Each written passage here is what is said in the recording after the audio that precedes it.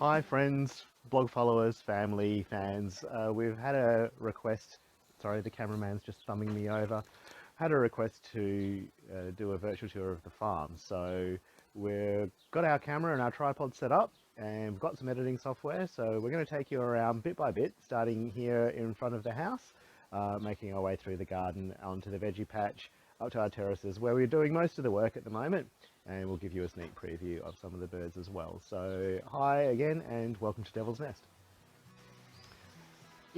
So here we are in front of the house where there used to be garden beds that came all the way up to the edges of our verandas with paths winding through them, which left us absolutely no room for outdoor entertaining. So we're pretty certain that the people who built the garden and used to live here didn't actually have friends.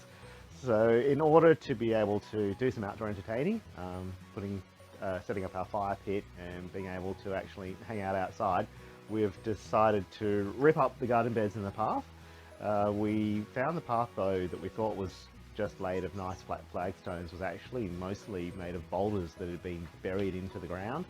We're not sure why they used those. We're thinking it might have something to do with the original fireplace that they designed, which was a big pillar of rocks going up through the second story of the house. However, whatever the reason, we managed to wrangle the boulders out of the ground and got a big pile of rocks, but we also made a nice flat open grassy space here. So we often bring out, as I said before, either the fire pit or our chimney, or when we have barbecues or set up our pizza oven, we could all sit around here comfy, and we've got the kitchen right behind us and access to the house for our music, drinks, bathroom, whatever. For my birthday last year, I got a bunch of Bunnings vouchers because my friends and family all know me well, and everyone loves a Bunnings voucher. And this year, I decided to use them to get all the components for the water feature, which is sitting behind me. So the shells, the waterfall, the pump, the pipes, even a little fogger which lights up in different colours in the dark, just for a bit of frisson. But I managed to dig it into the ground at this location where there was looked like a stone spiral that they were trying to make. I'm guessing a spiral garden, so it's not an uncommon principle to have a small hill with a spiral of stones describing a track where different types of plants can be planted to best effect based on the aspect, whether it be more sun, more wind, rain, or whatever. So that was there. I dug that out, and over the years, a number of bulbs have propagated through the soil. So that actually made it quite tough going to get them all out of the clay. Plus, I hit a major taproot for the old grapevine, which is behind me, which is finally flourishing again now that we've got the possums under control, courtesy of our two dogs. So this adds a nice little bit of atmosphere to the garden, even though we've got a massive dam just down the hill and a creek at the bottom of the property. It's just nice to have a little something closer to the house to give the mosquitoes space to breed. Here we are now in Chickenopolis, I guess you could call it. This is our hen house. The area was originally a dog run.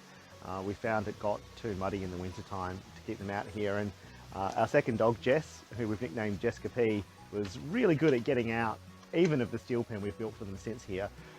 So we could no longer really use this practically as a dog pen.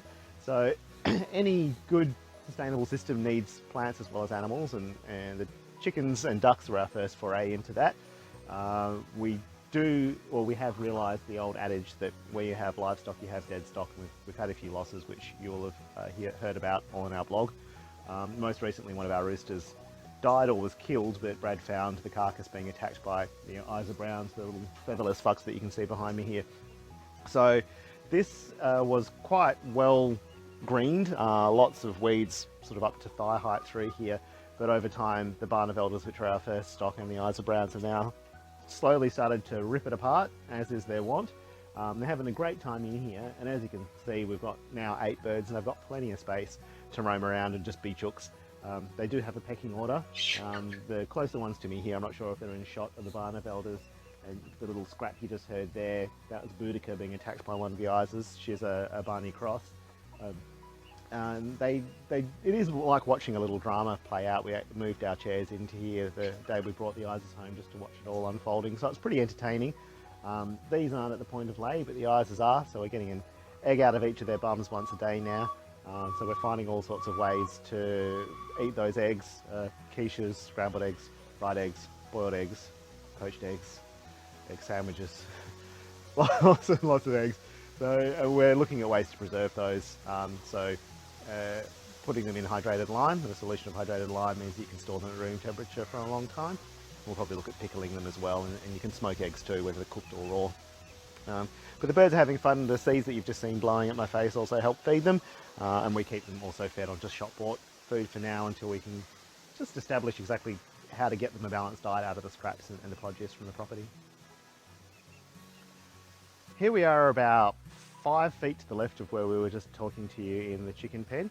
On this side of the fence we've got the ducks. We keep them separated because ducks are known to rape chickens. So to avoid any poultry assault cases on our hands, we've decided to keep the two species separate. So we've got 9 ducks as well. We're trying to figure out if they're drakes or not. There is a telltale curly feather that grows on the drakes that tell us, but that seems to be a bit hit and miss. We've seen it develop and then disappear on the birds, so we're not sure if we've got trans ducks or if they're actually still yet to develop those characteristics. Once we know, we'll make sure that there's just one drake in the flock, and so that they will protect the flock without the female ducks getting too attacked for amorous reasons by the drakes, because they are quite feisty lads.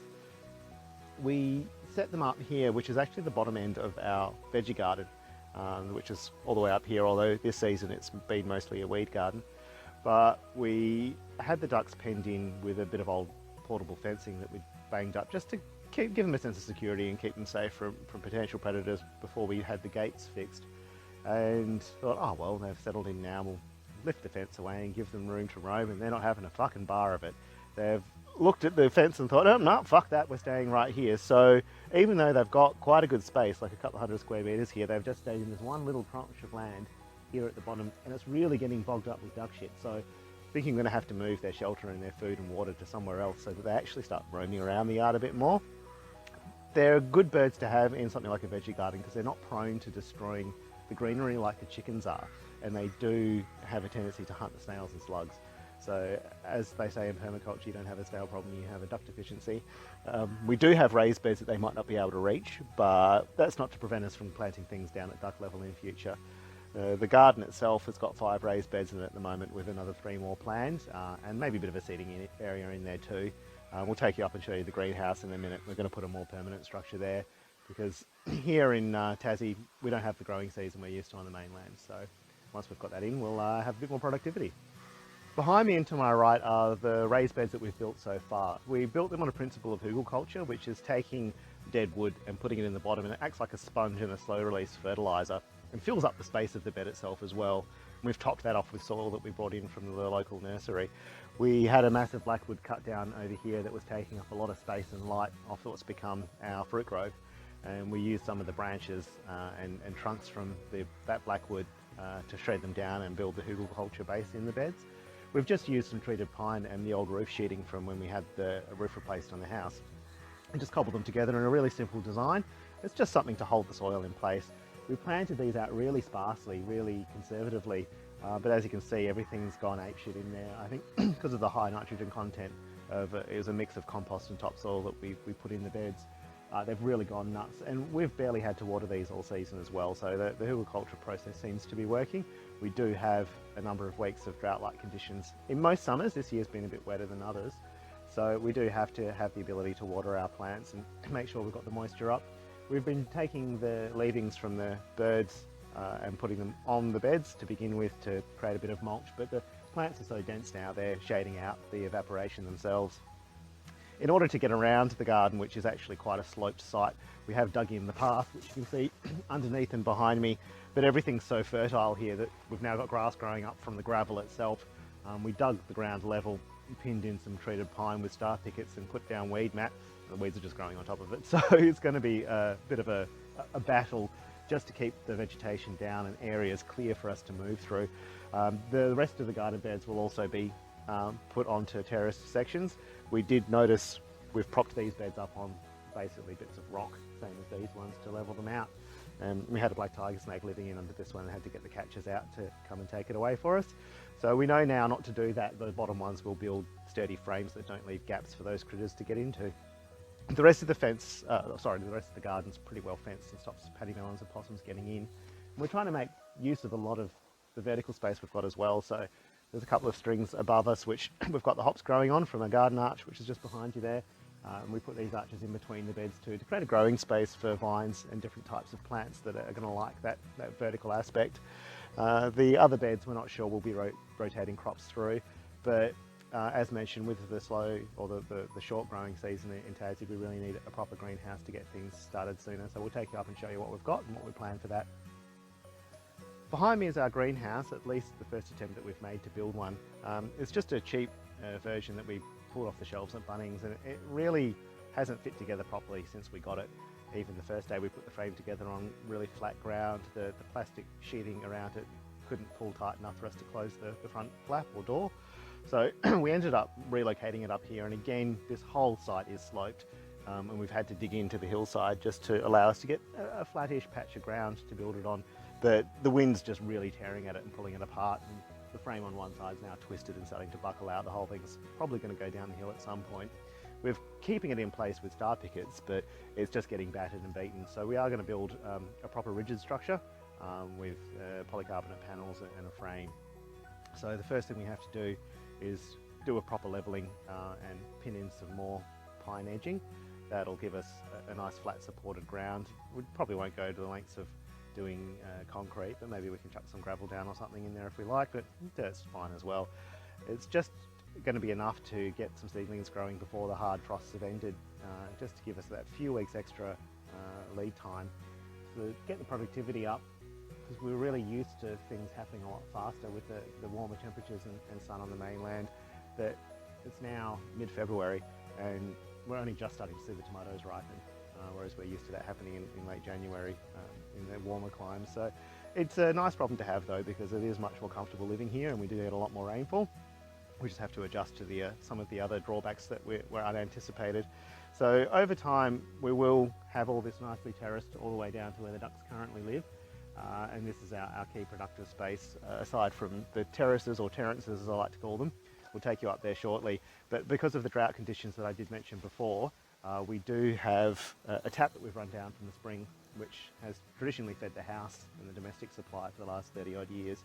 We do use it to top up our main water tank, which has its own collection area now, but the main line comes straight down from the spring, from a water hole over the road, and we can use that to fill up watering cans, water the birds, and water directly into the garden here. And really it just makes it possible for us to keep this garden alive without it there. It'd just be too hard carting water around manually.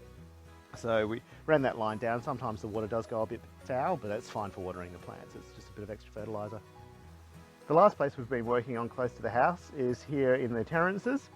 This was a really steep hillside, as we spoke before about the big blackwood, which came right up above where I'm sitting next to these walnuts, and in fact engulfed them and was hogging all the light. It was a big beautiful tree, but it was just taking too much away from this really sunny north facing slope. So the choice to have that strategically cut out is not one that we've regretted.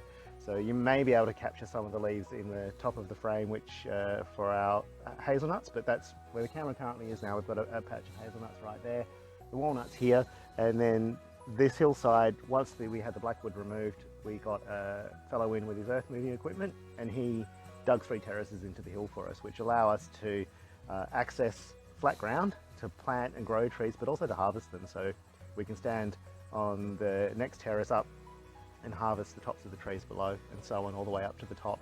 So there's 3 terraces, which has given us quite a lot of growing space. We will build chicken runs on there, and eventually we'll have goats too to help get in there and get rid of weeds and pests. And we'll also grow ground covers, so have the multi-layered approach of having things that like the shade underneath the fruit trees, having chickens in there that'll eat the fallen fruit that we don't pick and eat ourselves. And it's actually worked out really well to have this particular area put aside for that purpose, because there were trees there in the past. Some of those remain, so all that we're really doing is filling in the gap between these walnuts, our couple of apple trees, our Nashu pears and our quince at the top. It'll turn back into a fruit and nut grove, so it's going to be a perfect area for growing lots of delicious stuff and getting out here to be able to harvest it all.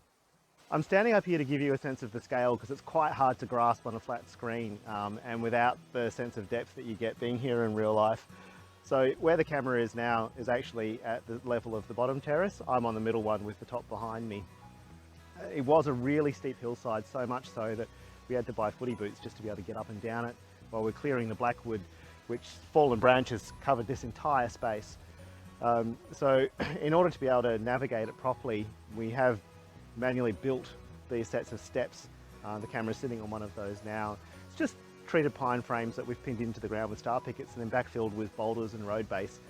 But it was really hard work. We had to dig the frames into the ground first and then move close to a ton of rock, bricks and road base to fill in the frames. You can actually see the final three up the top behind me here. And over to my right, there's a ramp. The fellow who did the landscaping for us was aware of our intentions and gave us a bit of an access path there. That saved us having to put any more steps into that spot. So down on the bottom terrace, we've got 2 feijoas, which were growing down in the veggie garden, but against a fence line, which had really poor soil and they never grew. So we've transplanted them up here in the looser dirt that's been disturbed by the earth moving works. And up on this level, we have a mandarin tree, which is in a similar position to the feijoas, and a mulberry which we've brought in. A lot of this green you can see here is actually weeds, so there's a lot of thistles and things and grasses growing, but that's fine for now because it's going to help stabilise the soil until we get other species in to hopefully dominate the type of things that are growing. And the final terrace is actually quite small, just up above the mulberry bush here. And just this season, we've chucked in a few pumpkins there because they'll take advantage of the heat and the sunlight and they'll spread out and provide a nice coverage over the top of the terraces. And above that, right at the back of the property where you can see there's all grass there, we'll put in a few more tall trees that aren't going to take the sun from anything in front of them. And hopefully, yeah, we'll have enough varieties here that we'll be able to just walk outside and pick ourselves a fruit salad. We're up here at the top of the property where we've put in this giant water tank. So it's sitting on a concrete slab, which was under what's now our main shed, which is down by the house. But this is the spot where the people who originally developed the property put the shed and they lived in it while the main house was being built. We figured, well, may as well use what we've got. There was already a good enough concrete slab here that can take the weight of a 22,000 litre tank. So we ordered that up and had it driven up from Hobart, and with the advice of the suppliers, put down a sheet of plastic to stop the lime in the concrete reacting with the galvanised steel. We went with steel just because it was the cheapest option. Plus, in future, if there's requirements for bushfires, they do need to have steel tanks as well as poly tanks. Adjacent to it, we did have this shed roof built. So again, there was nothing here but the slab. We had that put up just so there was some collection surface going into it. We do still fill this tank from the spring, which enters the property just behind that tree over there. So it comes from the waterhole over the road, and that line comes in past this tank and all the way across the top of the grove to where an old header tank used to sit, which then goes into the pressure pump down to the house. So we still have access to that line to put irrigation into the grove as well if we want to. At this stage, we've just run the line down to the veggie patch for now. Most of the time, we do need to fill this tank up every few months. We just let the water that comes in from the spring settle in there, and it's been fine to drink without any major filtration. We do just have a jug that we use to filter it. You'll see a section of vertical pipe here. That's a first flush system, so when the rain does come, especially after a period of dry spell, and all the dust and bird shit and whatnot that's collected on the roof flushes into the system, it gets diverted away from the infill to the tank. We did find it was working a little bit too well and diverting all the water from even getting in, so we've had to try and moderate its action somewhat. So we're still learning, it's still a process. We would like to get tanks down by the house because that's where our main collection surface is, and we do see up to 2 metres of rainfall here a year. So really, if we had the surface area of the house collecting water, we wouldn't need to top it up or rely on the spring for our own domestic supply. So we need to look into that. It's all money, and at the moment we do have water, so it's not like we need to implement something we're missing. So over time we'll get it all implemented, but yeah, this is where we've got with this bit so far.